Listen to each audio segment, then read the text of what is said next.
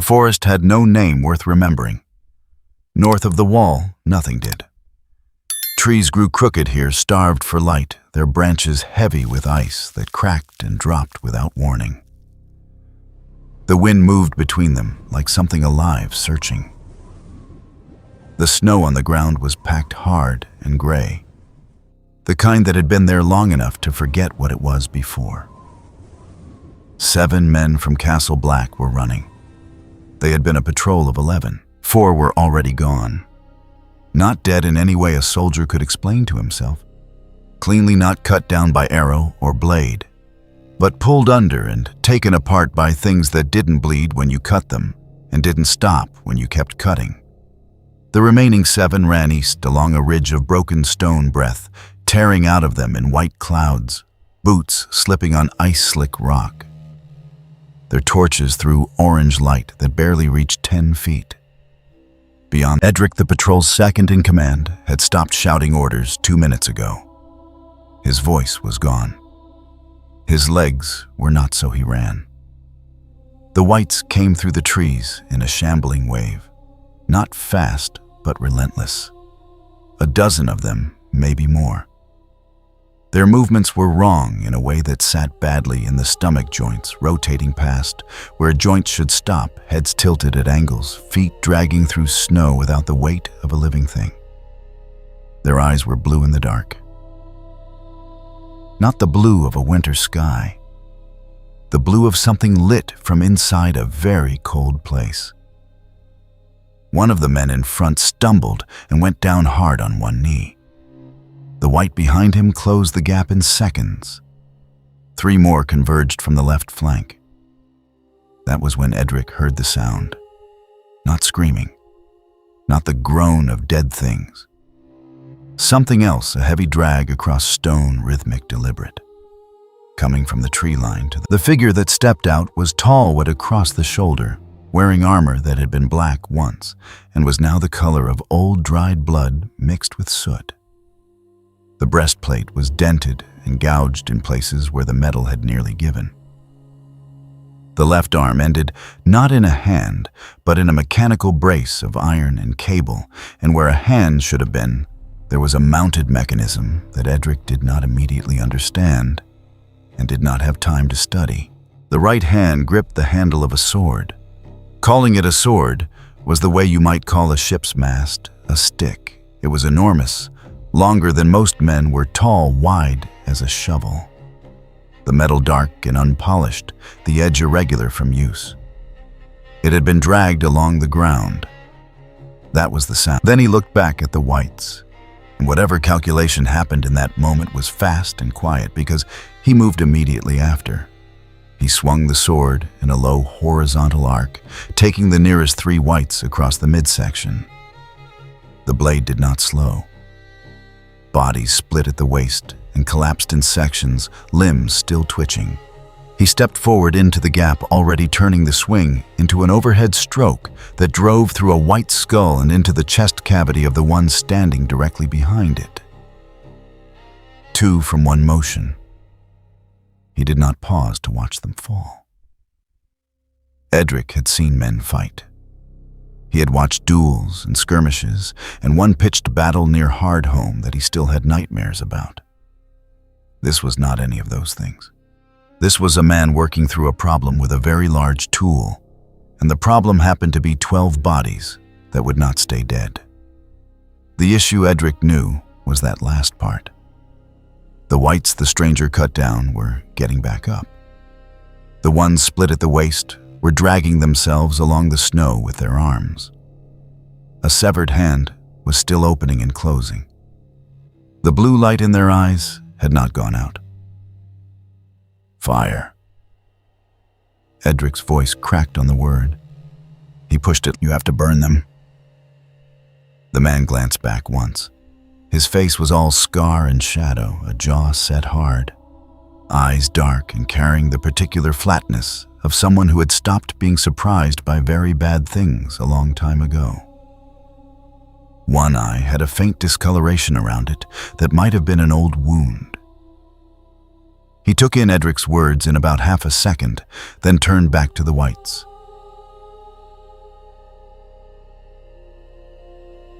He pulled the torch from the hand of the nearest watch member without asking.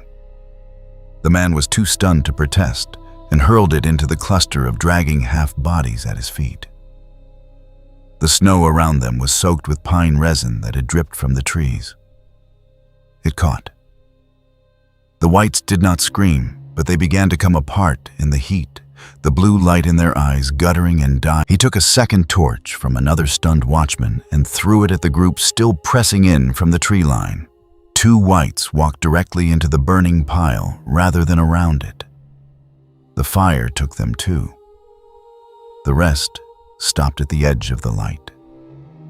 They stood in the dark beyond the flames, not retreating, just waiting with the patience of things that had no concept of waiting, because they had no concept of time. The blue of their eyes floated in the black. The man with the great sword watched them back. A long minute passed. Then the whites turned and moved back into the trees. Edric let out a breath he had been holding for what felt like several hours. Around him, the 6 surviving watchmen were bent over or leaning on their knees, chests heaving, weapons loose in their hands. One man was making a sound halfway between a laugh and a sob. Another had sat down entirely in the snow and appeared to have no immediate plans to stand. The stranger did not breathe hard. He stood with the sword held at his side point, resting in the snow, and watched the darkness where the whites had gone, waiting to see if they came back. They did not. He turned and looked at the men around him with an expression that was not warm, but was not hostile either. Flat, assessing. How many of those are there? Not a question exactly, more the way a man who is planning something asks for a number. 1,000. Edric watched the stranger's face for a reaction. There wasn't much of one. Beyond that ridge all the way north, armies of them. More every time one of us dies. The stranger let that sit for a moment. Is there something that kills them properly? Edric hesitated. Then he reached inside his coat and pulled out a short blade. Not iron, not steel, something darker and smoother, volcanic glass ground to an edge. He held it out.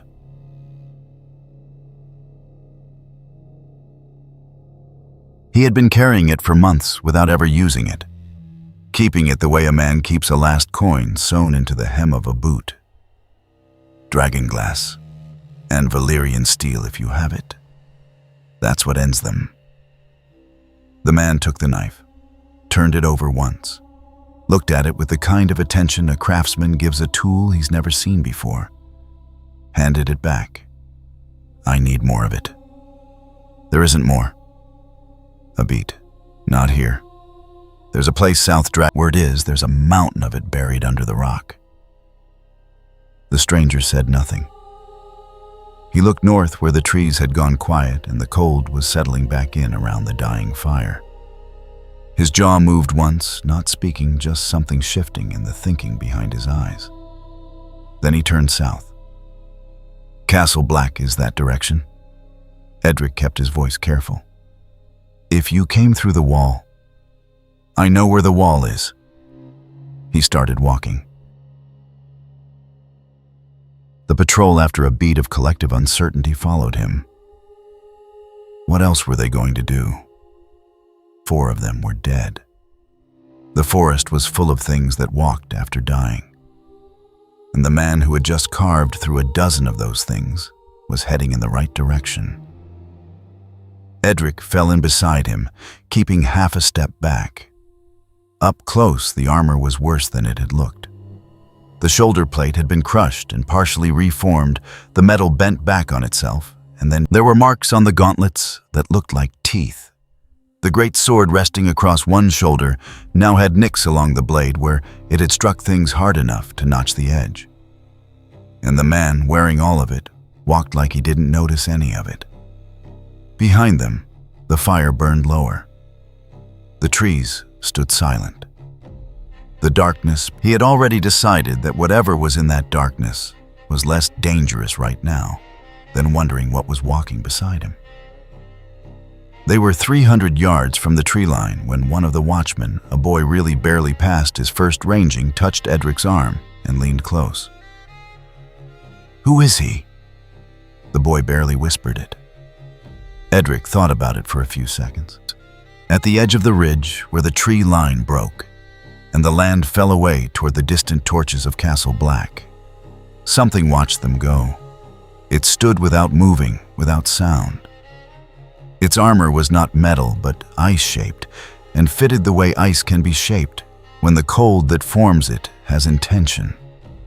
Its face was sharp-featured and pale past the point of bloodlessness. Its eyes held a color that was not quite blue, and not quite white, the color of something that had existed before the world learned to name colors. It watched the man with the great sword walk south. It had seen many things cross through this forest. Men with torches, men with dragon glass, men who ran, and men who stood and fought, and men who died quickly, and men who took longer. It had not seen this before. It stood at the ridge for a long time after the patrol's lights disappeared. Then it turned and moved back into the dark unhurried, and the forest took it in like a held breath finally released. They heard it before they saw it. Not footsteps. The cold didn't carry sound the way soft ground did. What came through the frozen air was something closer to silence, becoming a different kind of silence, the way a room changes when a predator walks in even before anyone turns to look. The whites at the tree line had stopped moving. Not retreating. Stopping. The way a dog stops when something higher up the chain enters the yard. Edric felt the hairs on his arm go up under his cloak. The White Walker came through the trees at the pace of a man who had nowhere urgent to be. It was tall, leaner than the whites, and where the whites were wrong in their joints and their drag and their borrowed motion, this thing was wrong in the way a blade is wrong. Shaped entirely for one purpose, nothing wasted. Its armor, if you could call it that, was formed from ice that had been layered and compressed over what looked like centuries. Each piece fit without gap. The surface caught the dying firelight and threw back something colder than a reflection. Its face was pale past the point of anything living. Cheekbones, sharp eyes, holding that awful, not quite blue that Edric had only seen once before at Hardhome and had spent a year trying to forget. It stopped 20 yards out. Its eyes moved across the patrol, each man, each torch, each drawn weapon, and then settled on the figure standing in front of them with the scarred armor and the enormous blade. It did not rush. That was the part that made Edric's bowels go cold. It assessed. Whatever lived behind those eyes was old enough and patient enough to take 30 seconds to read a situation before deciding how to move through it. The man with the great sword did not wait for a decision to be made. He moved first, covering the distance in 4 strides, the dragon slayer swinging up from his right hip into a diagonal cut that would have opened most things from pelvis to collarbone. The White Walker stepped back and aside, not scrambling, not surprised, just efficient, and the blade caught the edge of its pauldron. The ice didn't chip. It shed the impact the way river stone sheds water, and the force that came back up through the blade was wrong too dense, too cold. Absorbing it without breaking stride, he turned the momentum into a 2-handed horizontal arc at neck height. The White Walker ducked under it with something approaching contempt. Edric watched from 10 yards back, hand tight on a spear. He knew it was useless. The other men had pulled together in a loose cluster behind him. One was praying under his breath. Another had his eyes closed entirely, which Edric understood but did not have the luxury of imitating. The exchange kept going. The man in black armor was faster than anything Edric had ever seen in a human body. Not elegant. Nothing about it was elegant, but relentless in the way a rock slide is relentless.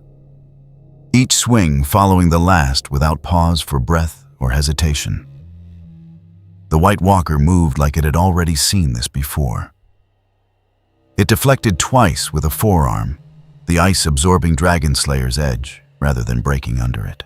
Once it stepped inside a swing and drove an elbow into the chest plate hard enough to move him 2 feet sideways. He went sideways. He did not go down. What Edric noticed watching it was the absence of something.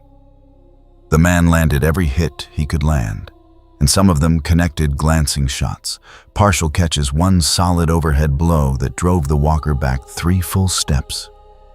But the thing did not bleed, did not stagger past those 3 steps, did not carry marks from the steel. Whatever damage the Dragonslayer was doing, it wasn't the kind that accumulated. It wasn't the kind that ended anything. He had noticed this too. His rhythm shifted. No longer trying to overwhelm, circling, now keeping the walker's attention fixed on him, and Edric recognized what had changed in his face. Not frustration, not fear. The expression of a man running a different calculation. The knife, without taking his eyes off the walker. Low, direct. Give it to me. Edric already had his hand inside his coat. The dragonglass dagger was cold through the leather wrap. He kept it in heavier than it looked. He had carried it so long, it had started to feel like part of him. He threw it underhand. The stranger caught it without looking. The White Walker moved the moment the stranger's hand changed. It came in faster than its earlier pace had suggested. It could move with a long spear of shaped ice forming from its left hand mid-stride. Edric had not seen it create the weapon. It simply had one. The stranger twisted inside the thrust, let the spear skate past his left shoulder, and drove the dragonglass blade up under the walker's jaw. The sound it made was not a scream. It was something that a scream would have been if all the warmth had been pulled out of it high, then gone in under a second. The walker cracked from the point of entry, outward fracture lines spreading through its face and neck and down into the chest plate. The ice that made its armor became ice again, losing whatever had organized it into shape, and the whole structure collapsed inward and fell. What hit the ground was not a body. It was fragments. Shards of frozen matter that broke into smaller shards on impact and lay still in the snow. The whites at the tree line dropped where they stood, every one of them simultaneously like strings cut. No sound, no final motion, just down. The fire crackled. Wind moved through the space where the walker had been. The man stood over the fragments and studied them. He turned the dragonglass blade over in his hand, clinical thorough, then shifted his gaze to the ruin of the walker's shattered pauldron, where Dragonslayer had struck it, then to the entry point of the smaller blade. Comparing, drawing a conclusion. He held the dagger back out toward Edric. Edric almost didn't take it. His hand was not entirely steady. He took it anyway because a man doesn't leave his last useful thing lying around, even after a night like this one. That's the only piece we have. Edric's voice came out steadier than he expected. Castle Black might have 1 or 2 more, stored, not carried. Not enough. Already scanning north the way a man checks a wound he expects to find infected. The tree line was still the whites all down, but still was not the same as safe, and he seemed to understand that distinction without being told. The place south, Dragonstone, how much is there? More than you could carry. Sam, a man at the Citadel, found records, old records. He sent word to Jon Snow. A pause. Jon Snow is king in the north. He'd know more. The wind picked up and moved a scattering of ice fragments across the ground between them. Castle Black first. He turned south and walked. The surviving watchmen looked at each other. 5 of them now. One had taken a white's hand across his face during the initial rout, and was walking with his sleeve pressed to his cheek, the cloth dark with blood. Another was shaking in a way that had nothing to do with cold. They were alive, which was more than they'd expected 20 minutes ago, and the thing responsible for that fact was already 30 yards ahead of them and not slowing. Bowen, the youngest, fell in beside Edric as they followed. The White Walker. Bowen kept his voice low. When it died, the whites, I saw. So if we kill enough of the leaders, we'd need enough of those. Edric nodded toward the dagger inside his coat.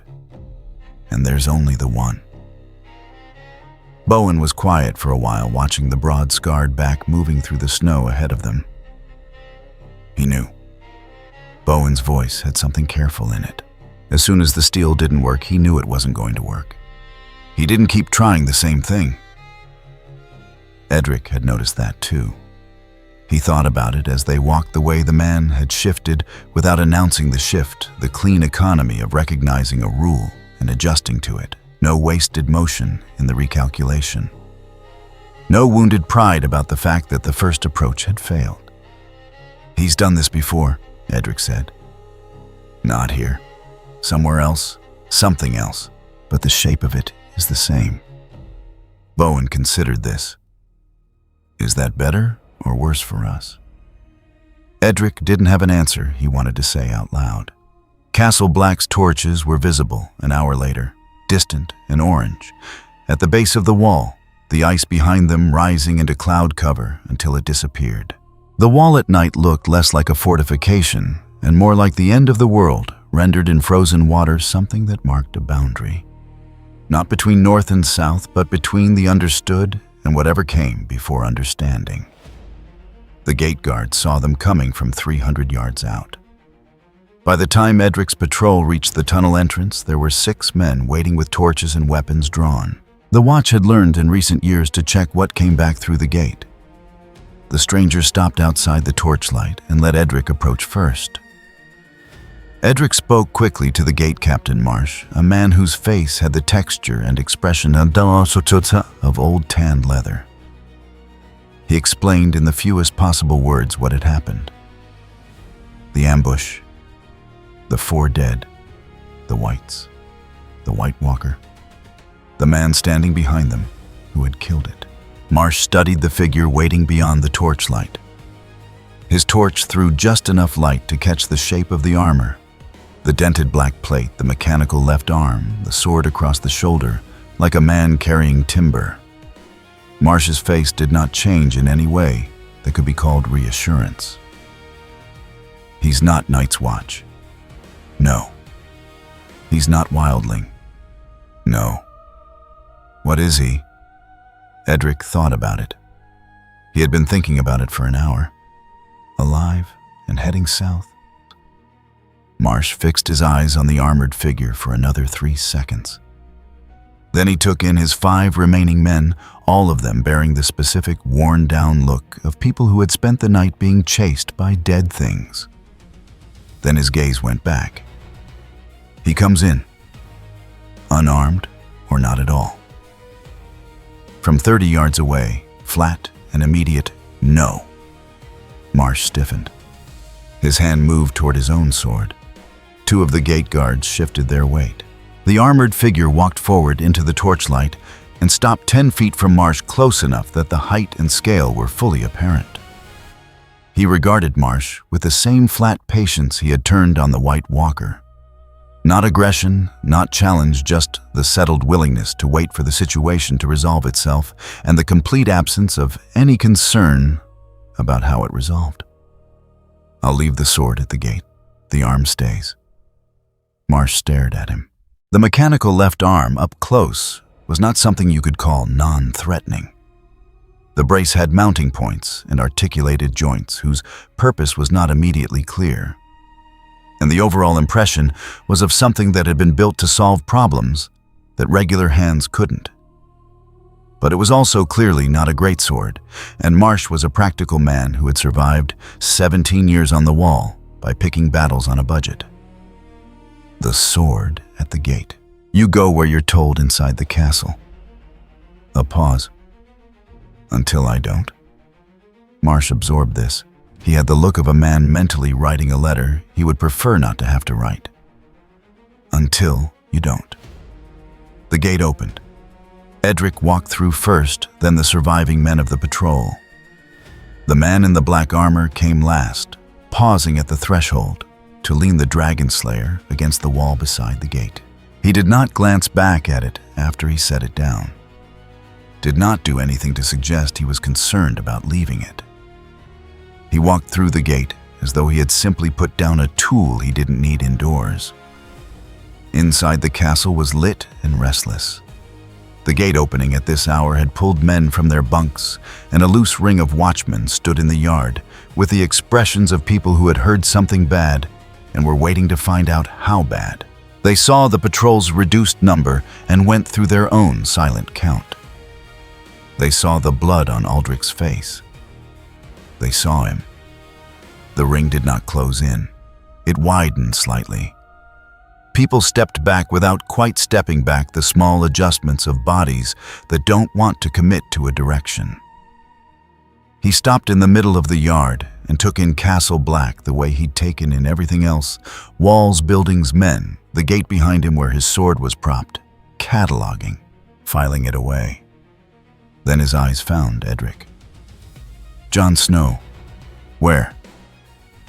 Edric opened his mouth, closed it.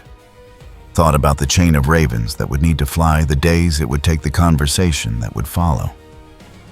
"Not here. He's south. Winterfell, or on the road. But there's a Meister here who might have the news you're looking for." He waited.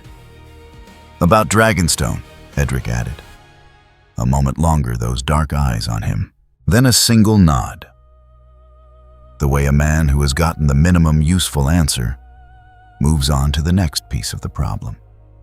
Around the yard, the watchmen watched him and held still, and the torches burned, and nobody said anything, because nobody had yet worked out what exactly there was to say. The master's name was Hob, and he had not slept. He stood at the narrow window of his quarters above the armory and watched the yard below, with the particular stillness of a man who has decided that moving will not improve his situation. The gate had opened an hour ago. The patrol had come back short by 4 men, which was bad, but not unusual. What was unusual was the thing that had come back with them. It stood in the yard now, having declined in 2 syllables to be escorted anywhere. The remaining watchmen kept a radius around it, the way you keep a radius around a fire that might spread. Nobody was close. Nobody was leaving either. Hob had sent for Marsh before the gate finished closing. Marsh had already been awake. By the time gray light started coming over the wall, Castle Black had quietly divided itself into 2 camps. The first campmen who had been on the wall when the patrol returned and seen at distance what the new arrival had done to 3 of their brothers, who'd tried to physically redirect him toward the storage cells. Not killed, the distinction mattered, and they all noted it. Redirected sharply with the kind of controlled economy that communicated a clear ceiling on how much force was being used, and an equally clear implication that the ceiling was much, much higher. Brother Harwick's wrist was broken in 2 places. Brother Pemford had hit the ground hard enough to leave a dent in the frozen mud. The third man had simply been set aside like furniture. All 3 were alive, and none of them had been touched again after they stopped trying. That camp believed the thing in the yard should be kept. The second campmen, who understood from long experience with the wall and what lived beyond it, that anything you couldn't control was a liability regardless of what it had killed. You didn't stable a wolf because it had once taken down a deer you needed taken down. You put it outside. That camp believed the thing in the yard should be removed. Marsh stood between them, in the way commanders stand between things, not bridging the gap so much as occupying it, buying time, calculating. He crossed the yard at first light with 2 men behind him. Not guards exactly. Witnesses. The stranger was sitting on a crate near the inner wall, forearms, on his knees watching the gate. Not resting. Waiting. There was a difference, and the way he held himself made the difference plain. The dragon slayer was still propped where he'd left it outside. He hadn't retrieved it yet, which Marsh filed away as either a good sign or a very deliberate one. "You slept," Marsh said. "No." Marsh accepted this. He pulled his cloak tighter against the cold. The wall threw shade across half the yard until mid-morning, and studied the man in front of him the way he studied everything at Castle Black for the specific combination of usefulness and danger, and which one was larger. "The men you put down last night?" "They put hands on me." "They were following orders?" The stranger looked at him. So were they following orders when they tried it a second time? Marsh had no good answer for that. Pemford had in fact tried a second time. Marsh had told him not to, and Pemford had not listened, and now Pemford was being seen by the Meister. That was Pemford's problem, but it was also Marsh's, because men who don't listen to their commanders in ordinary situations tended not to listen in the ones that mattered. "What do you want from us?" "Nothing." A pause. "Information. The raven that came in last night about Dragonstone." Marsh went still. "You heard that?" "I heard a raven. I heard running after. I heard the word Dragonstone twice through a wall." The stranger's expression did not change. "What did it say?" Hob had been the one to receive the raven. The message was from the Citadel, not directly, but routed through one of the northern lords who'd had it passed along, because the content seemed relevant to Castle Black's situation, and because the sender, a steward named Tarly, had apparently been clear on who needed to know. The message itself was brief. Tarly had found records, old Valyrian-era records, indicating a substantial deposit of dragon glass beneath Dragonstone. He had passed this information to Jon Snow. Jon Snow had decided it warranted action. There was talk of making contact with the Targaryen woman who had landed there. Hob had written a summary on a scrap of parchment and brought it to Marsh before dawn. Marsh had read it, folded it, put it in his coat, and said nothing to anyone. Now he was standing in a yard being asked about it by a man who had heard the word through a wall. "It's watch business." "It's dragonglass business." The stranger stood, not threatening, just done sitting. "The walker I killed last night, that's one. There are thousands of them. How many pieces of dragonglass does Castle Black have?" Marsh knew the answer. 4. They had 4 pieces, 3 of which were in storage and had been there for years, and one of which Edric was carrying and had nearly used up its luck the previous evening. 4 pieces of volcanic glass against thousands of dead things that couldn't be killed any other way. He did not say this out loud, but something in his expression must have communicated it, because the stranger simply nodded once as if confirmed. "Dragonstone. You'd need a ship. You'd need passage through the neck if you're going overland. You'd need which road south?" Marsh breathed out slowly through his nose. Behind him, he was aware of the 2 witnesses taking this in, calculating what they'd report and to whom. "The King's Road. But I want something in return." The stranger waited. "Stay one day. Let Hob look at whatever that armor is doing to you, and let us send a raven south so people know you're coming. So people know to prepare for me." "Yes." Marsh saw no point in the other framing. "Exactly that." A silence stretched between them, long enough that one of the witnesses shifted weight and stopped himself. "One day." Hobbs' examination lasted 20 minutes and left the My Sister sitting very quietly, with his hands in his lap, for some time afterward. He had seen injuries before. He had been at Castle Black for 11 years. He had seen men come back from ranging with frostbite and arrow wounds and lacerations from things that had no right to be as strong as they were. He had set bones and closed wounds, and once memorably removed 3 inches of a white's finger from a man's shoulder where it had broken off and lodged. He had not seen anything like this. The armor up close was not simply armor. It moved with the man in ways that plate should not, and when Hob tried to examine the fit of it, he got the distinct impression that it was not merely worn, but attached, that removing it was not a simple matter of unbuckling straps. There were places where the metal had been bent back from impacts that would have killed a horse and had been partly straightened again, and the straightening had clearly been done in the field. Because it was rough work functional rather than careful. The left arm's mechanism, without the great sword nearby, was quieter than Hob had expected.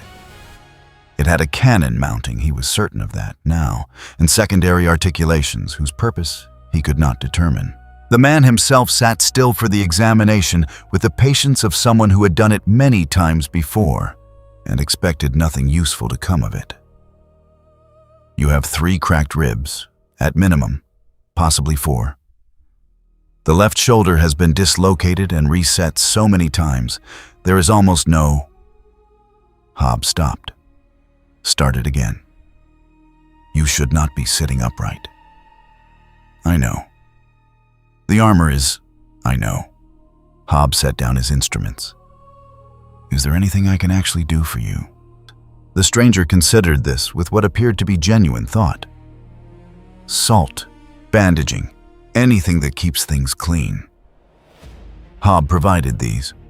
The stranger applied the bandaging himself efficiently, in the practiced way of a man who had done field dressing alone often enough to have a system. Hob watched and said nothing. There was nothing useful to say. The attempt came that night, as attempts at Castle Black usually did, in the dark and the cold from behind. 2 men. Not Marsh's, or not officially Marsh's. The second camp had its own logic and its own volunteers, and both of them were brothers Hob knew slightly Alderton, who had come up from the Reach 5 years ago, and had always had an edge to him, and a newer man, whose name Hob could not immediately recall and suspected he would not need to learn.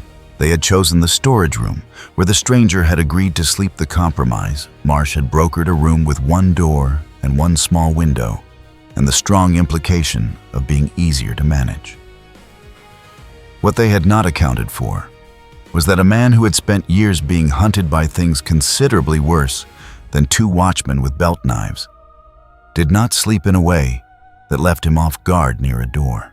Hob heard about it the next morning from 3 separate sources and pieced together what had probably happened from the consistency of the details.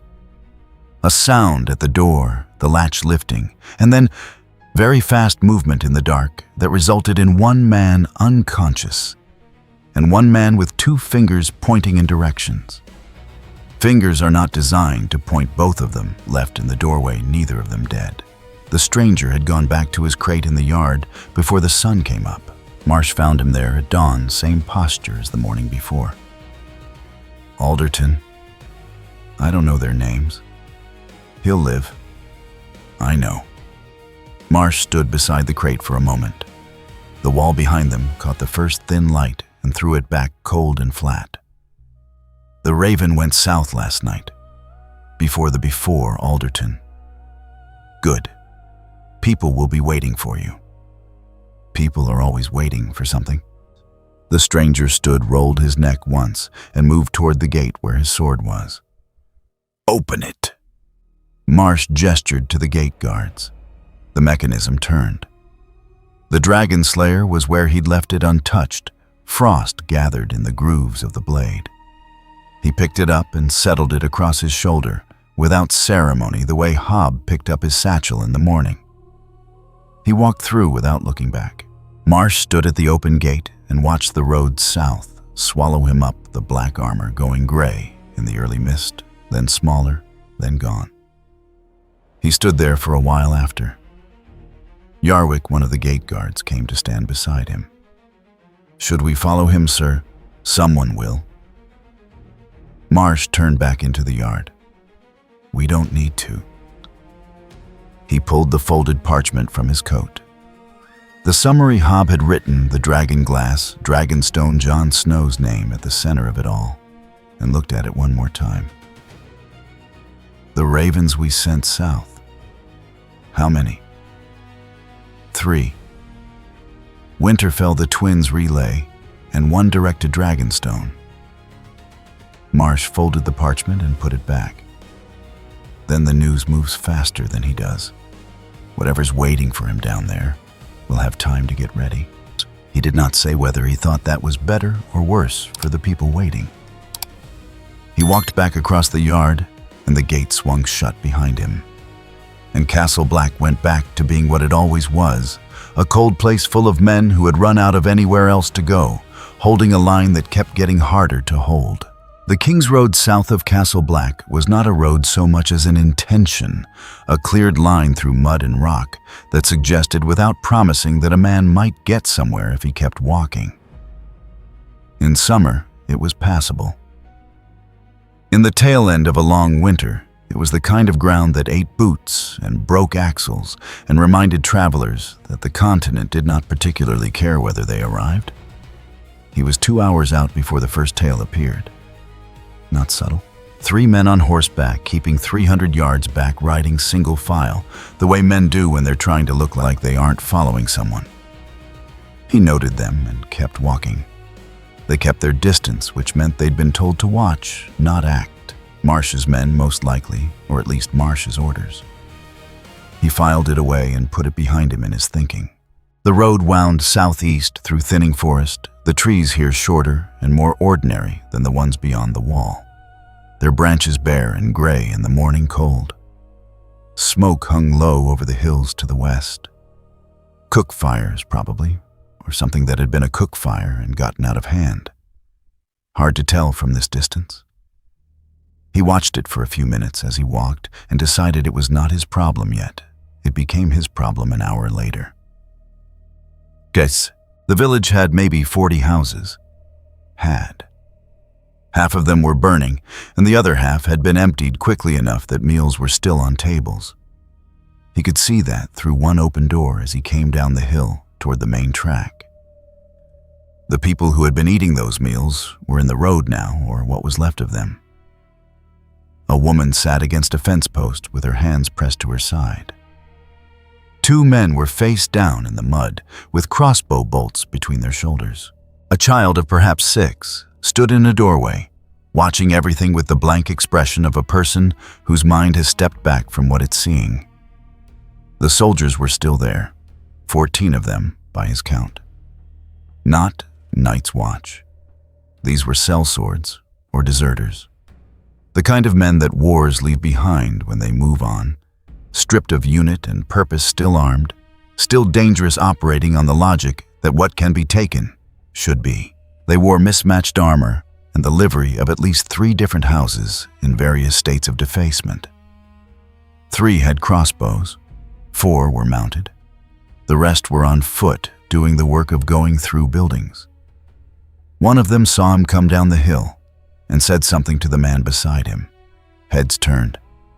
The mounted ones began to spread out in the loose, practiced way of cavalry that knows what it's doing. He did not stop walking. The nearest crossbow went up. That's far enough. No. Goodbye. He kept walking. The bolt came when he was 40 yards out. He stepped left and it went past him. The second bolt was better aimed, and he took it on the shoulder plate. It skipped off the angle of the pauldron and drew a line across the armor without penetrating. The third never fired because he was already inside the distance where a crossbow is a liability, and the man holding it made the mistake of backing up instead of dropping it and drawing steel. The dragon slayer came off his shoulder in a flat lateral arc. What happened next took about 90 seconds. Later, if anyone had tried to reconstruct it from the positions of the bodies, they would have identified a clear logic cavalry first, because horses at speed are the most dangerous element and the most difficult to maneuver indoors once committed. The 3 crossbowmen next, because range weapons in close quarters become problems the moment their operator has to reload. Then the foot soldiers who had split, half running, half deciding to fight. And the ones who decided to fight did not make that decision again. He didn't pursue the runners. The ones who ran scattered into the tree line at the north end of the village, 4 of them, maybe 5, crashing through undergrowth without looking back. He watched them go, breathing slowly. Dragonslayer held loose at his side. Pursuing into trees after a fight was how you caught a bolt in the neck from someone who'd found cover and steadied themselves. He'd learned that a long time ago and a long way from here. The fire was still going in 3 of the buildings. He crossed to the well at the center of the village, hauled up a bucket, and carried it to the nearest burning wall. Then another, then another. It was slow, methodical work. And he did it without rushing, the same way he'd done everything else since the wall. A man emerged from one of the intact houses. Thin, gray-haired, moving with the stiff caution of someone who has been hiding and is not entirely sure hiding is over. He stopped when he saw the yard. He stood there for a long time. "You're not with them," the man finally said. Not a question. More the way someone confirms a thing they've already decided but need to say out loud. "No. You killed them." "Most." The gray-haired man looked at the sword, at the armor, at the bodies in various arrangements across the road and in front of the burning houses. "What are you?" He turned back to the well for another bucket. "Passing through." More villagers came out as the fires died down. 8 in total from cellars and back rooms, and 1 from the rafters of a barn. A boy who had climbed up there and pulled the ladder after him and then discovered he had no way to get down.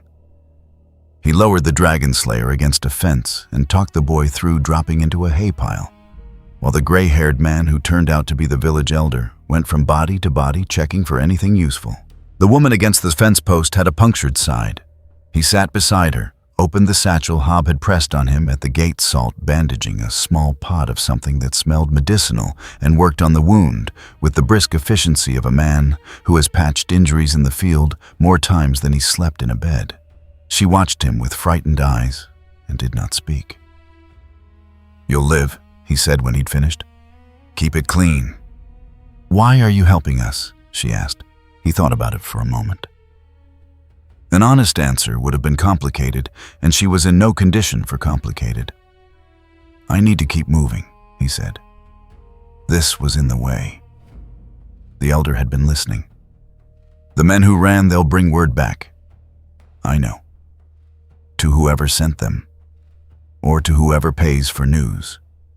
The elder's voice was careful, picking its way through implications. "There are people in the South who trade in that kind of information. A man alone killing trained soldiers heading down the King's Road. That's the kind of news someone pays for." He picked up the Dragonslayer. The elder stepped back slightly despite himself. "Then it travels faster than I do," he said. "Doesn't change the road." He took 2 days' worth of food from the stores the soldiers hadn't gotten to: hard bread, dried meat, a skin of water, and set it in a bundle without asking. The elder watched, but did not object. There was not a version of objecting that ended well, and the elder was old enough to know which arguments to have. He was at the edge of the village when the elder called after him. "Where are you going?" "South." "There's nothing south worth going to. Not anymore. The wars have Dragonstone." The elder went quiet. Something shifted in his face, recognition or the shadow of it. "That's the Targaryen woman's seat now," he said. "She came back with dragons, 3 of them." "I know." "You know." The elder said it flatly, the way you repeat something that doesn't make sense, and you're hoping the repetition will help. "You know there are dragons? And you're going anyway." He didn't answer. He was already walking. Genum. The 3 horsemen from Castle Black had held back during the fight. He'd been aware of them at the tree line, watching from a distance, making no move to help or hinder. When he came back onto the King's Road, heading south, they fell in behind him again at their 300-yard remove. One of them, the nearest, broke from the group after an hour and rode forward. He pulled up alongside and matched pace. "Marsh wants a report," the rider said. young, nervous, sitting his horse with the stiff uprightness of someone trying to look more comfortable than he was. "Tell him what you saw." Yes, I will." A pause. "He also wants to know if you need anything. Supplies." "No." Another pause. "He says the raven to Dragonstone went out 2 nights ago, before you left. Someone there will know you're coming." He kept walking.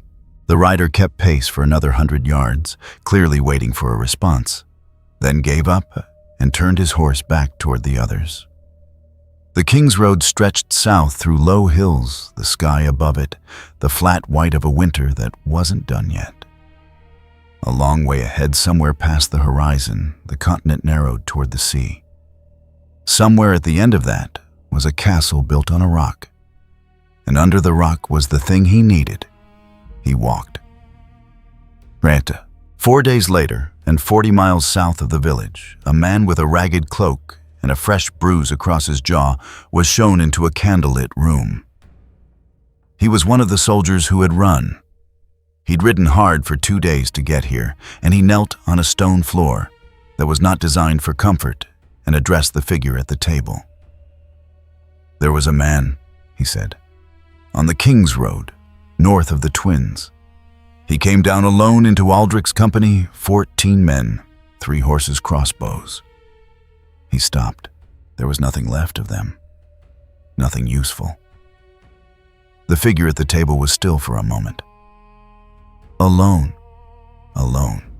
Big. Black armor, the kind you don't see anymore, and a sword.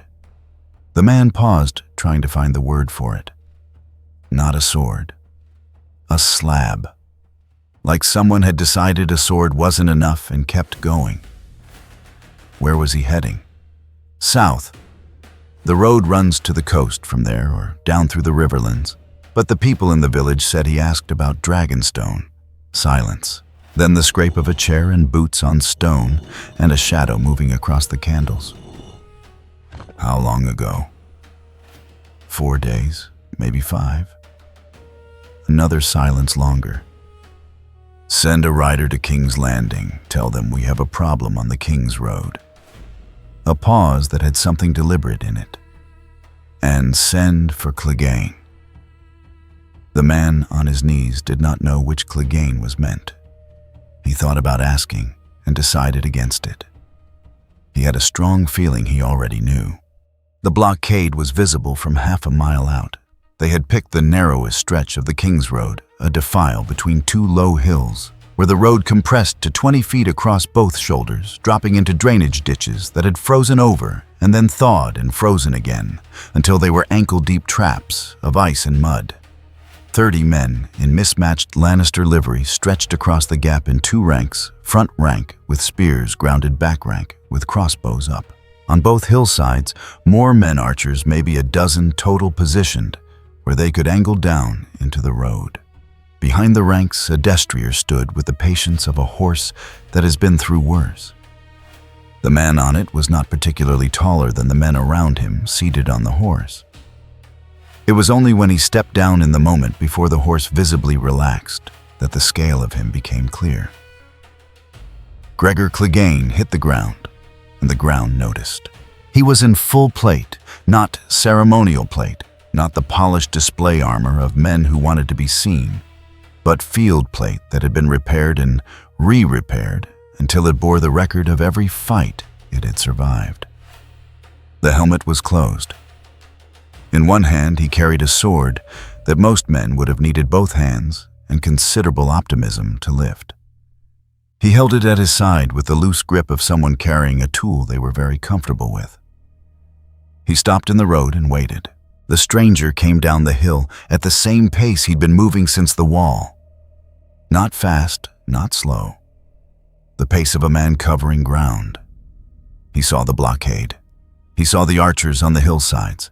He saw Clegane in the road, and his step did not change. At 100 yards, one of the Lannister officers called out, "The road is closed by order of the Crown. State your name and your business."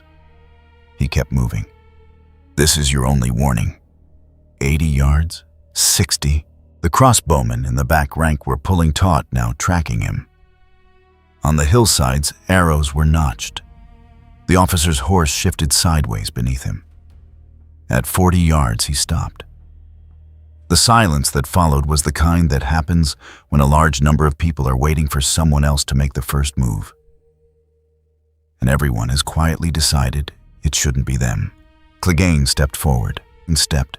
He moved through his own ranks without a word, soldiers parting for him, the way water parts for something heavy dropped into it. He came out the other side and stood in the clear road between his men and the stranger, and rolled his neck once the plate grinding at the joint. He was not the kind of man who made speeches. He looked at the figure in the black armor and the enormous blade and made the same calculation that men always made when they saw Gregor Clegane in the road ahead of them. How quickly this would be over.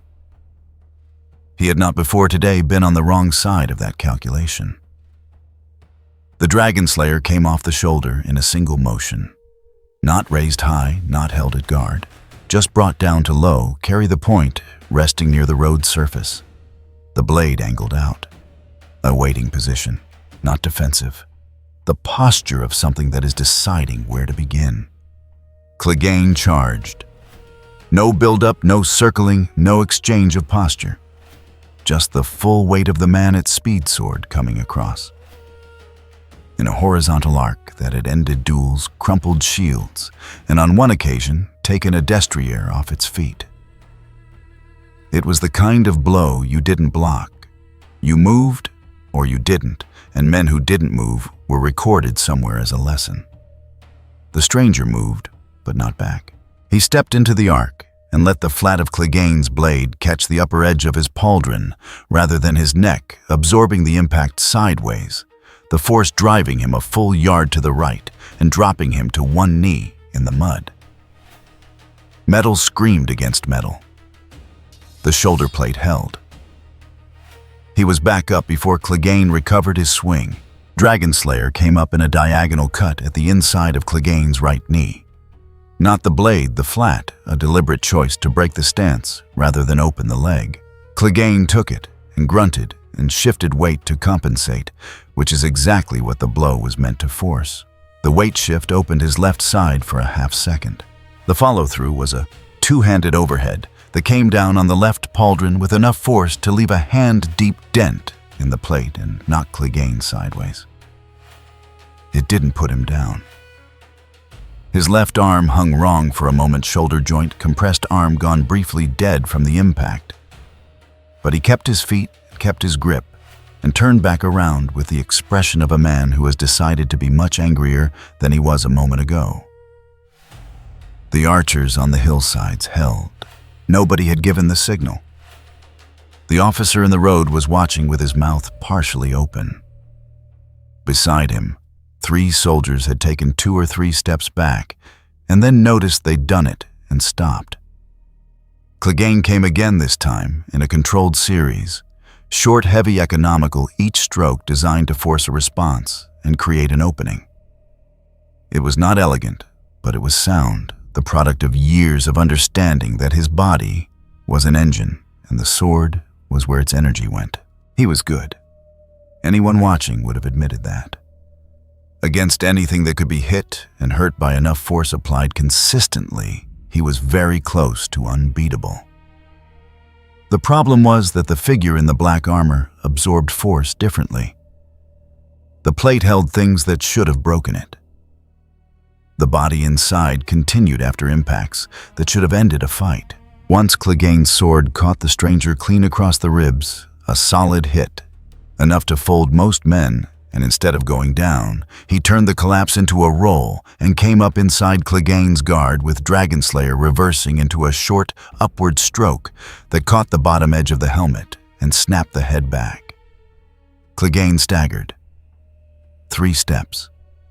His hand went to the road to keep from going further, gauntlet scraping mud and stone. The sword hand held. The stranger stood over him in the road, with Dragon Slayer raised and the archers on the hillsides finally loosed. 4 bolts. Two hit the armor, one at the lower back, one at the right thigh, and the impacts hit like hammer strikes, driving him forward a half step. One bolt skipped off the road. The fourth buried itself in the mud where he'd just been standing. He turned toward the hillsides. The archers were already reloading. On the road, the front-rank soldiers were advancing now that their signal had finally come, the spears leveling. The officer was shouting something. The three soldiers who had stepped back earlier were no longer visible. Clegane had his hand off the road and was rising. What happened next was the part that the survivors would struggle to explain clearly, because it happened too fast and covered too much ground, and none of them had a clean angle on all of it. Dragonslayer swept the front rank of spearmen in a single arc. Not killing but breaking the formation, weapons knocked aside men stumbling into each other. He crossed to the left hillside at a run, covering the slope in a dozen strides, and the archers there made the reasonable decision to scatter rather than reload at close range. He dropped back to the road. The cannon arm went up. The mechanism on his left forearm, the thing Hobb had identified and cataloged, and then quietly decided not to write a full report about discharged, with a sound like a door being slammed by something enormous. The hillside on the right shook. The archers there were already moving before the smoke cleared, and two of them were not moving by the time it did. In the road, 30 men had become 11, and the 11 were reassessing their commitment to this assignment. Clegane was fully upright. He had retrieved his sword. The left arm was working again badly, but working. The dented pauldron had been bent inward enough to restrict the shoulder's range, and he was compensating with small adjustments in grip and stance that a trained observer would have identified, and an untrained observer would have just found vaguely wrong. He was bleeding from somewhere inside the helmet, a thin line of it running out the bottom edge of the visor and down the neck plate. He looked at the figure in the road. The figure looked back. The 11 remaining soldiers were very still. It was Clegane who moved first, but not forward. He turned to the officer who had survived entirely by virtue of being on horseback far enough back to avoid the sweep of the front rank. "Pull them back." The officer stared at him. "Pull them back." They pulled back. Slowly, with the particular reluctance of men who want to be somewhere else, but don't want it on record that they ran, the Lannister soldiers withdrew north up the road, leaving their dead and their crossbows, and most of their conviction behind them. Clegane was the last to move. He stood in the road for a long moment, sword still in hand, and stared at the figure across the ground between them. The figure had not moved. "You're going to Dragonstone," Clegane said. Not a question. No answer. "There's nothing there for you, Shamaun. There's dragonglass." Clegane absorbed this. His head tilted slightly, not much, just enough to suggest a thought had occurred to him that he hadn't expected. "For the dead things." "Yes."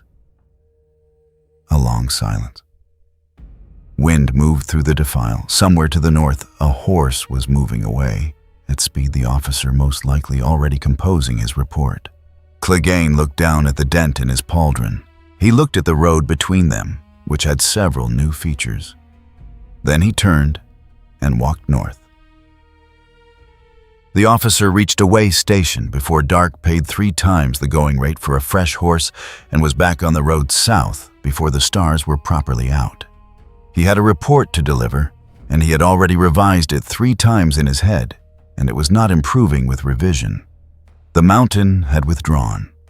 That was the operative fact, and there was no way to write it that didn't mean what it meant. He pushed the horse hard and tried not to think about who would be reading the report and what they would ask him to do next, and what resources they had left to do it with.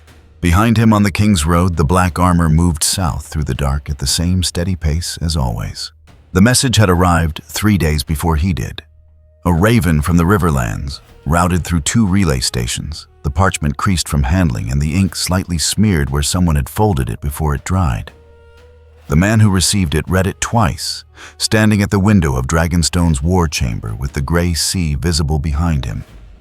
and the sound of waves coming up through the stone. A man. Black armor, no sigil. Carries a blade like nothing in the Seven Kingdoms. Killed Clegane's men on the King's Road. The mountain withdrew. He is heading south. Word is he wants dragon glass, nothing else.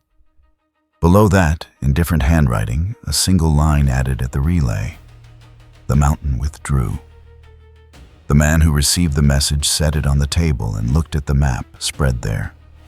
The coastline, the castle, the tunnels beneath it that had been carved from volcanic rock centuries before anyone now living was born. He looked at the dotted line that marked the dragon glass deposits in the lower chambers. Then, he began giving orders. Guts came to Dragonstone from the waterside. Not by boat, he had taken a fishing vessel as far as the nearest point on the mainland coast, paid with coin, stripped from the King's Road dead, and then crossed the narrow strait on a skiff he handled badly, but adequately. Dragonstone rose from the sea ahead of him in the early morning dark. A mass of black rock and carved battlements that looked less like a castle and more like the rock had always wanted to be this shape and had simply been waiting for something to cut it free.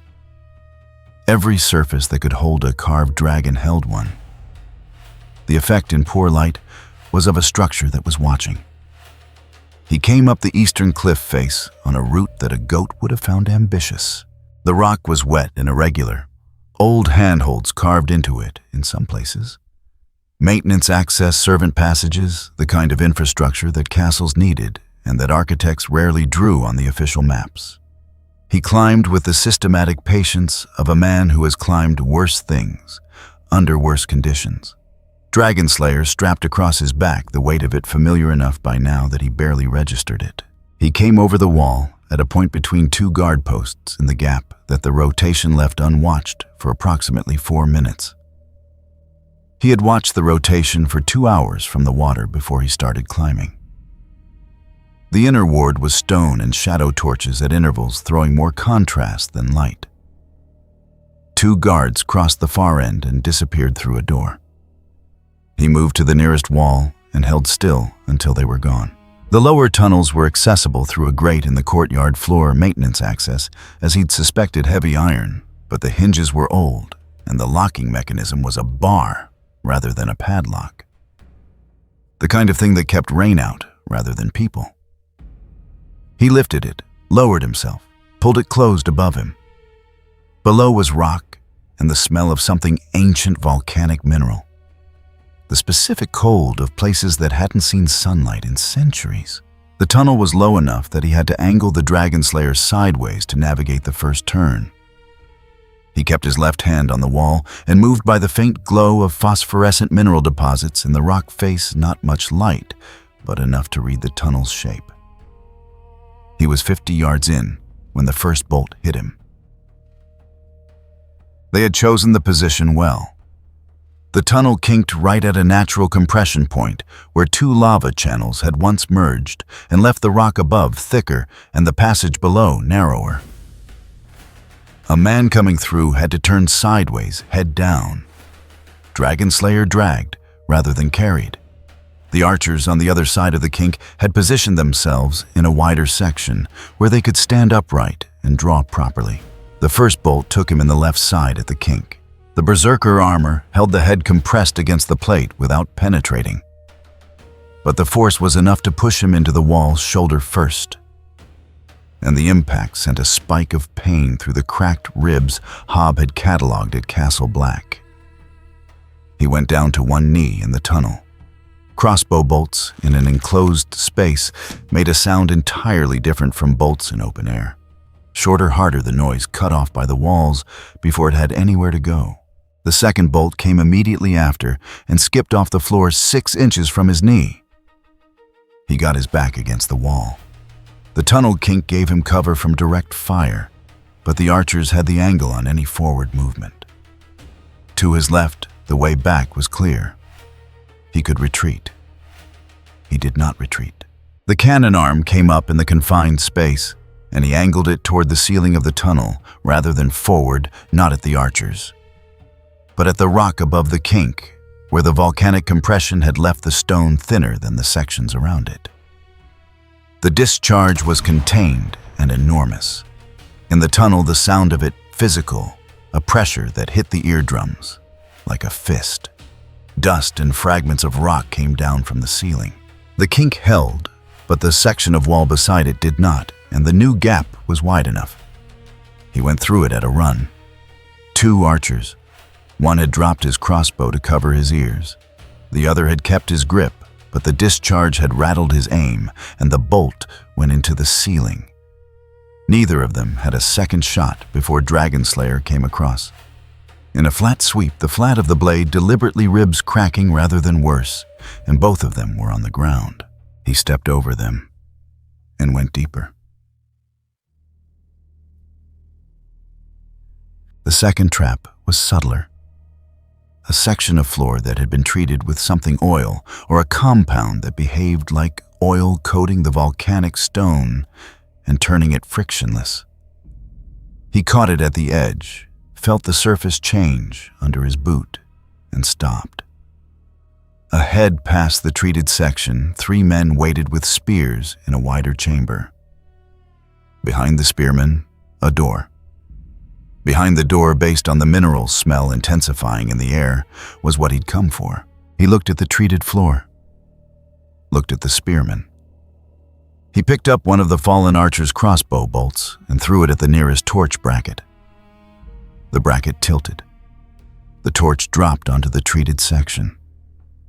The flash was fast and low, burning off the coating in a rolling wave that extinguished itself against the bare rock at the chamber's edge. The spearmen stepped back from the heat. The floor was clear.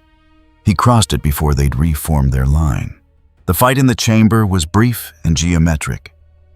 3 men with spears, in a space where spears were too long. The width of the chamber, meaning they couldn't get 2 of them up simultaneously without fouling each other.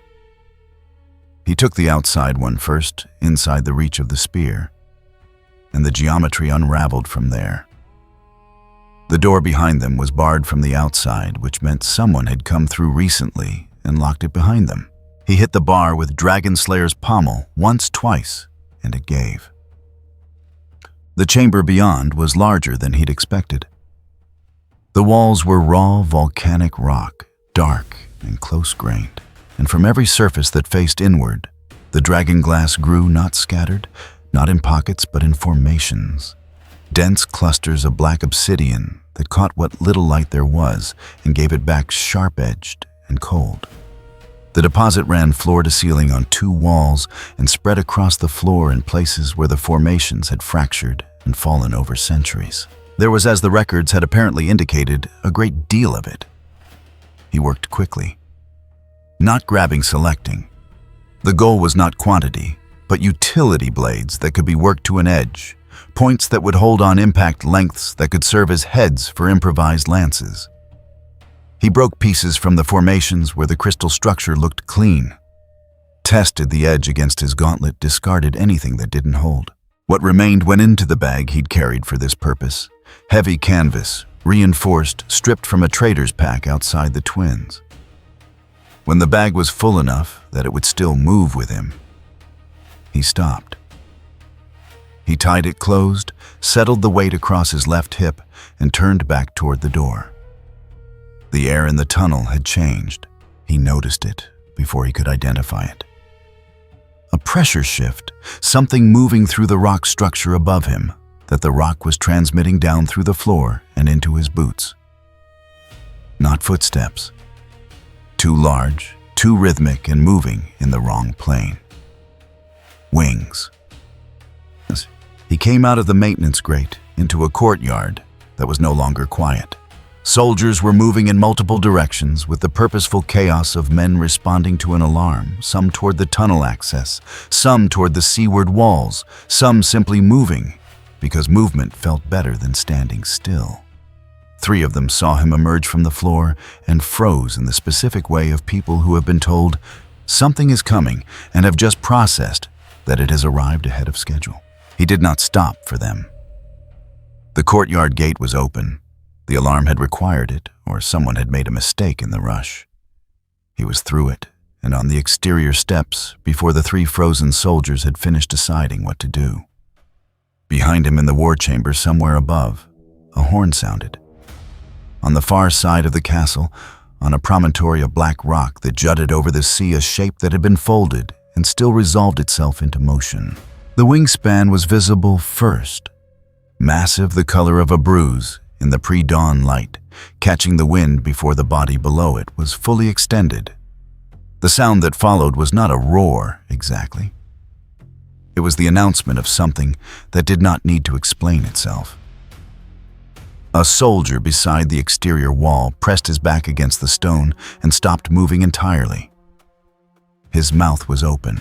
He was watching the shape rise above the battlements with the expression of a man whose understanding of the scale of things has just been revised.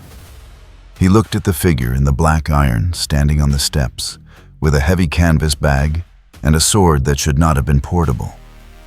And then he looked back at the shape now fully airborne above the castle. And then he looked back again. "Gods," he said. To no one. To both of them, maybe. The shape banked. The wingspan caught the first gray light coming off the water.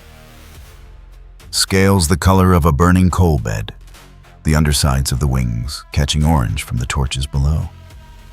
It oriented toward the courtyard. The figure on the steps looked up at it. Looked up at it the way a man looks at a very large problem and begins working out which part of it to hit first. The first gout of fire came down. The first sign was the heat. Not fire, not yet. Just a change in the air, the kind of warmth that has no business being present, and pre-dawn coastal wind, arriving 3 seconds before anything visible, and making the body understand something the eyes hadn't caught up to. The torches in the courtyard bent sideways. The soldier who had said "gods" to no one pressed harder against the wall he was already pressed against, and his mouth closed. Then the shadow. Dragonstone's courtyard was open to the sky above the central well. A rough square of volcanic flagstone bounded on 3 sides by battlements, and on the 4th by the great hall's outer face. The shadow that fell into it from the east was larger than the courtyard. It came down fast, and then stopped being a shadow and became a wingspan, black-red against the pre-dawn gray. And the sound that followed the shadow was the sound of the sea in a storm, compressed into something that moved and had a direction. Drogon hit the air above the courtyard and hung there beating, and the downdraft from his wings hit the flagstones hard enough to scatter loose gravel and extinguish half the torches in a single pulse. The remaining soldiers did not fight. They ran. This was the correct decision. He was already moving. The first gout came down at a diagonal, not vertical. Drogon was still in motion, banking left, and the fire tracked from his heading rather than straight below. It caught the great hall's upper face and the wooden scaffolding on the eastern battlement simultaneously. The scaffolding went up in 2 seconds. The stone face of the hall did not burn, but it absorbed heat the way stone does instantly and completely. And 20 feet of wall became a surface you could not touch. He had gone right and low when the shadow moved, dropping behind the well, housing a stone cylinder 3 feet across, barely cover, but enough to interrupt the fire's line. The heat came through anyway. The back of the berserker armor got hot enough to feel through what was beneath it. He moved again before the next pass. Drogon circled the courtyard once at altitude orienting. The wing beats had a rhythm to them now, steadier, the initial burst of speed settling into something more deliberate. He was being evaluated from above, the way a hawk evaluates a field before committing to the stoop. The canvas bag with the dragon glass was still on his left hip. He did not put it down. He crossed the courtyard at a run toward the eastern battlement stairs. Stone steps open to the sky, no cover. A bad choice by any conventional measure. He took them anyway, 2 at a time, because the battlements were the only high ground, and high ground was the only place from which anything about the problem overhead became manageable. Drogon saw him move and came down. The second pass was lower and more precise, less sweeping, more targeted, the fire coming in a narrower column that tracked his path up the stairs. He was almost to the top when it hit the steps below him. The stone cracked from the thermal shock. The air tasted like a forge. He cleared the battlement edge as the fire wrapped around the step where his foot had been, and the heat hit his left leg through the armor like a mallet. He kept moving. From the battlements, he could see the full shape of Drogon banking for another pass wingspan, maybe 60 feet the tail. Adding another 20, the mass of him carrying a weight that had nothing to do with bone and muscle, and everything to do with the particular authority of things that exist at the top of every relevant hierarchy. The scales along his spine caught the growing light and threw it back in shades of charcoal and ember. The underside of the wings was membrane thinner, and where the early light came through it, the color was the orange of something about to catch. He noted the membrane. There was a ballista on the battlement's seaward corner siege equipment, old but maintained, pointed toward the water passage. He crossed to it at a run. The mechanism was stiff from disuse, and the elevation crank needed 2 full turns to shift. He did not bother with the elevation.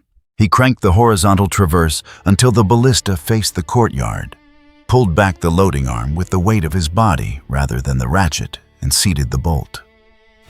Drogon came in from the east again. Lower this time, either growing confident or growing irritated, the two states in large predators often being indistinguishable. He let it come to 50 yards. The ballista bolt hit the leading edge of the left wing, at the joint where the wing connected to the shoulder, not deep, the angle was wrong. For deep but enough to cut through the membrane and score the joint beneath. Drogon's bank became a lurch.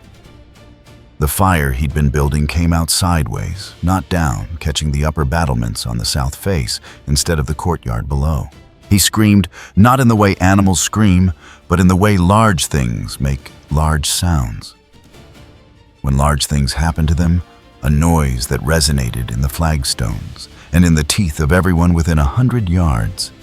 He pulled back from the ballista and ran. Drogon recovered faster than he should have been able to. The lurch became a bank, became a dive, and the dive was aimed at the battlement where he'd been standing. He was already off the battlement and back on the courtyard stairs when the stone where the ballista had been became briefly and completely a different temperature. The ballista ceased to be a ballista. The stone of the battlement held but the gap where the equipment had been glowed red for a long time afterward. He hit the courtyard floor and went behind the well housing again as Drogon came over the wall and hovered low, too low for safety, the wounded wing compensating with shorter beats, the altitude unstable. The tail swept the upper battlement on the pass, and a section of crenellation came down in pieces. Close. Maybe 30 feet above the courtyard floor. Dragonslayer came off his back. He moved from the well housing toward the center of the courtyard, into the open. Because cover was no longer the right answer at this altitude in this space. Cover just meant Drogon could hover and cook each piece of it systematically. The open ground gave Drogon a target and gave him a ceiling to work with. He planted his feet. Drogon came down. The blow landed on the leading edge of the right wing, this time Dragonslayer swinging in a vertical arc from below as the wing came across. The timing was the product of watching 3 passes and reading the rhythm, and the blade connected with the wing's cartilaginous strut just behind the joint. It did not sever. The strut was too thick for a single cut to sever cleanly, but it split, and the split was enough. The right wing's extension lost rigidity, and the downstroke became asymmetric. Drogon dropped 3 feet before his instincts compensated. His head came around faster than the body, always faster, with the large ones, and the jaws came open, and the fire came out at near contact range. He had already moved, but not far enough. The fire caught his right side, not the full force of it, the edge of the cone as he rolled left, but the edge was sufficient.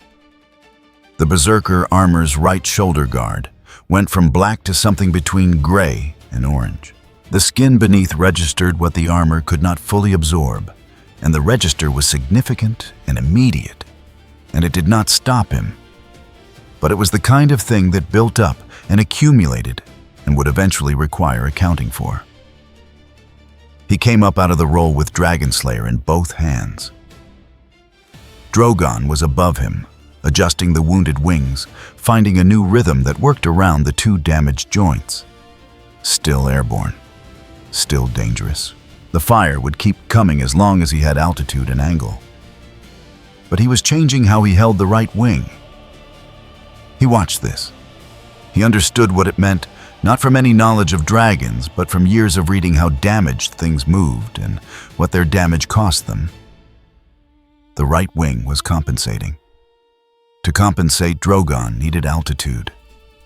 At altitude, the angle on the courtyard was poor.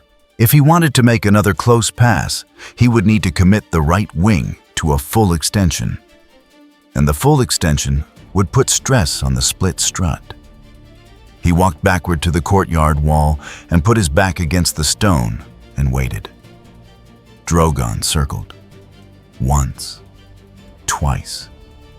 The passes stayed high, 60, 70 feet, the fire coming down, but at a steep angle that the wall behind him deflected or absorbed. The courtyard between them was scorched and smoking, a section of flagstone cracked, where the thermal differential had been too much a body that had not gotten out in time, now unrecognizable near the gate.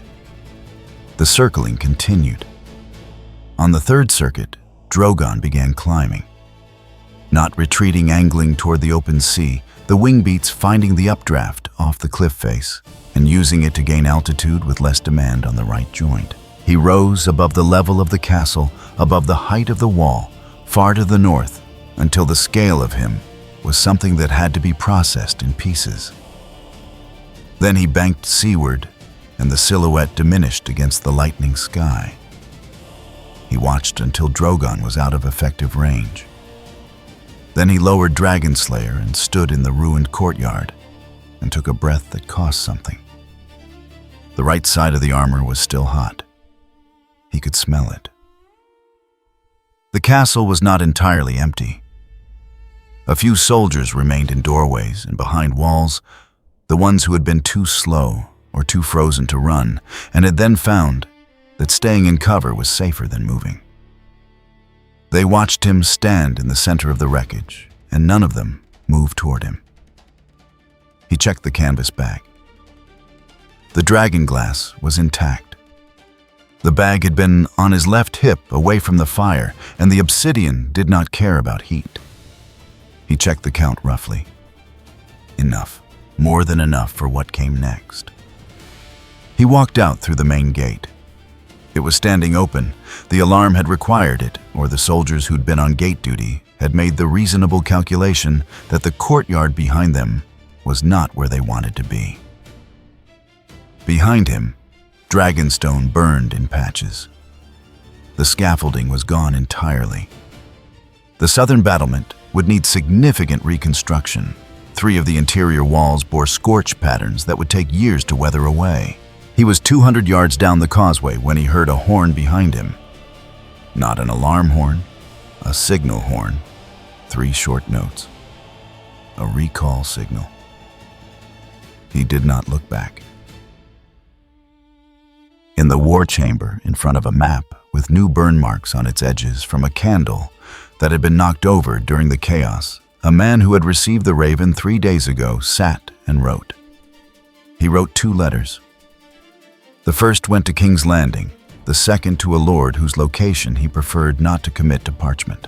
The content of both was the same. More or less, the dragon glass was gone. The castle had sustained damage, the mountain had failed, and the thing on the King's Road was now heading north again, with enough obsidian to kill every White Walker between here and the wall. At the bottom of the second letter, he added a line that the first letter did not contain. Do not send soldiers. Send a story. Tell them he burned Dragonstone. Tell them he killed the Queen's dragon. Tell them whatever makes him something the realm can unite against. Steel didn't stop him. Fire didn't stop him. fear might. He sealed both letters and gave them to the ravens. Outside in the gray morning, the causeway was empty. The figure in the black iron was gone north, presumably the same direction he'd come from, carrying the thing that killed dead men and moving at the pace of someone who had somewhere to be. The man in the war chamber sat back in his chair and stared at the ceiling for a long time. "They tried steel," he said to the empty room. "The burnt map, the cooling candle. They tried the dragon. Now they'll try words." He did not sound confident that words would work either. The story changed before he was a day's ride from the coast. It had to. That was how power worked in Westeros, not by winning necessarily, but by controlling what winning looked like afterward. The version that went out by Raven that morning described a foreign raider who had attacked Dragonstone under cover of dark, slaughtered its garrison, attempted to steal the Queen's dragon, and fled when the dragon drove him back. A coward, the letter said. A thief, a man of no name and no house who had burned 3 buildings and killed 17 soldiers and desecrated a site of historical significance to the realm. The letters did not mention the mountain. They did not mention that the dragon glass was gone. They described in careful language a bounty, substantial. The kind of number that would make a poor man's hands shake and a rich man's eyes sharpen. Alive, if possible, the letters said, though the addendum in the copies sent to certain parties was different. Do not risk men trying to take him breathing. By midday, the ravens had landed in 9 locations. By nightfall, the story had been repeated in at least 4 taverns along the coastal road, growing with each telling. By the following morning, it had acquired details that no one who had actually been at Dragonstone could have provided, because the people adding them had not been there and were improvising from the general shape of things they feared. He did not know the story existed. It moved faster than he did, regardless. He came off the Dragonstone Causeway onto the mainland coast road at first light. The canvas bag settled across his left hip, Dragonslayer across his back. The burn on his right side had tightened overnight, the skin beneath the scorched plate pulled when he moved his arm above shoulder height, a specific and persistent discomfort that he noted and set aside. The berserker armor had held the worst of it. What remained was the kind of damage that healed if you kept moving and didn't stop long enough for your body to notice how much it hurt. He kept moving. The coastal road ran northeast along cliff edges before turning inland toward the Kings Road junction. He had 3 days of food water, enough for 2, and a rough sense of the geography from maps he'd studied at Castle Black. The wall was a long way north. The dragon glass made it worth getting there. The first attempt came at a river crossing 6 hours out. The bridge was old timber wide enough for a cart spanning a tidal inlet that would have been fordable at low water and was not at high. He assessed it from 50 yards, 3 spans planking worn but solid rope rails on both sides. Standard crossing. He stepped onto it. The planking held. The rope rail on the right did not. It had been cut most of the way through left, attached by threads that parted the moment he put weight on the walkway and grabbed it reflexively for balance. He went sideways half off the bridge, one hand on the remaining plank edge boots, scrabbling on the wet timber. Below him, the inlet was not deep enough to be forgiving. From the bank behind him, a crossbow discharged. The bolt hit the planking 6 inches from his hand. From the far bank, 2 more bolts came from the tree cover. Not well aimed, too eager the shooters giving away their positions before he was properly down. He got back onto the bridge. The approach to the far bank was 30 feet of open timber. The tree cover began where the planking ended. He covered the 30 feet at a run. Not ducking on a narrow bridge over a tidal drop with wet footing was worse than the bolts, and the 2 shooters in the trees had to adjust for a target moving faster than anticipated toward them. One adjusted correctly. The bolt took him in the left forearm, not penetrating the armor, but transferring enough force through the plate to make the arm go briefly unreliable. He went into the trees. What happened in the trees did not take long. Two men who had set up a good position for a ranged ambush discovered that their position was poorly considered for close quarters, and close quarters was what they had now.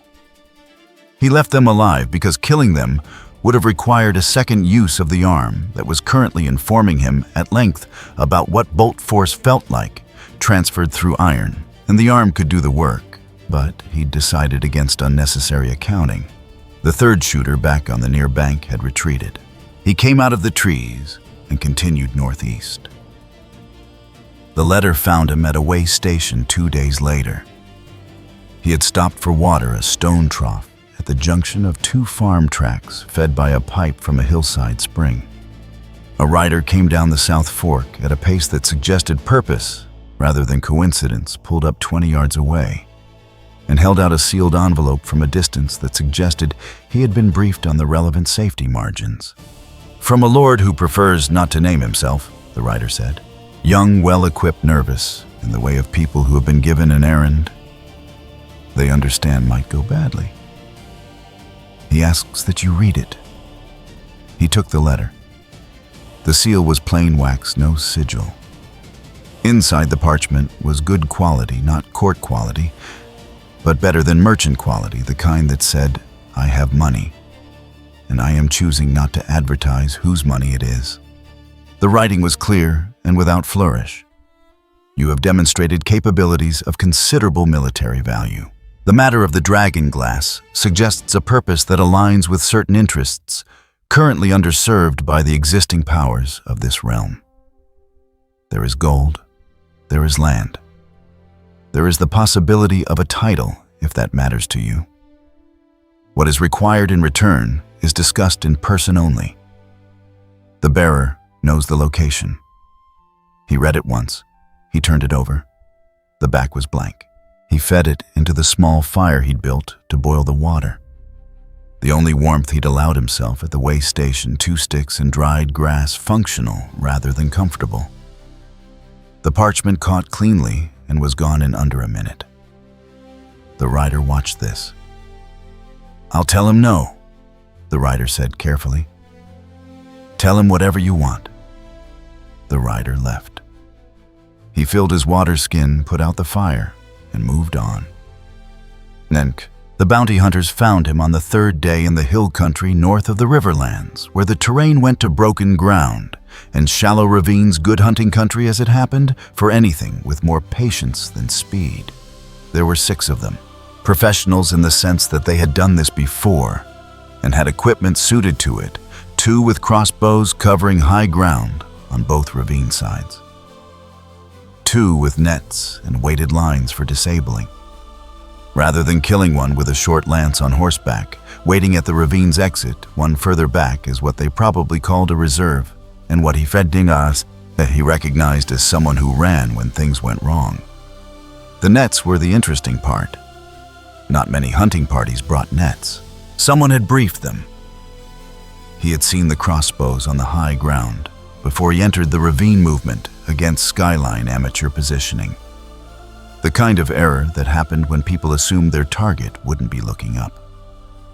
He'd gone in anyway, because the ravine exit was where the horse was, and the horse was a problem if he went around and it came after him on open ground. He came through the ravine floor fast rather than careful, which the net carriers had not prepared for. The nets needed a stationary or slow-moving target, and the throw window was narrow. The first net missed entirely. The second caught his left shoulder and the top of Dragon Slayer's hilt, which was not the soft tangle it would have been on a man of normal proportions. The weight and rigidity of the blade kept the net from collapsing inward, and he shrugged it off without breaking stride. The crossbows discharged from above.